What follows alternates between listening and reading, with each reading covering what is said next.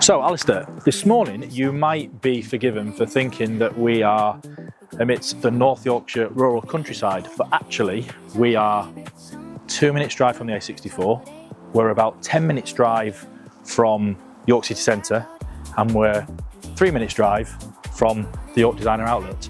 And this morning we have come to see something that, certainly in my career, I don't think I've ever seen an opportunity so close to the city centre like this property offers.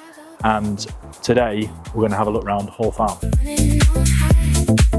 As you know well, I'm a stickler for a period farmhouse, but if you just take a little walk through that gate, I think you'll see exactly why.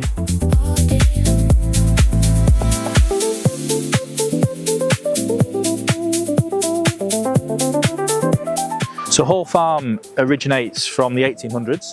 The home now is in need of a programme of imagination and modernisation, and what's quite nice about this is that the current owners have gone through a process of obtaining a number of planning permissions that will allow the new purchaser to immediately start to extend and improve the home, but it offers just an unbelievable opportunity.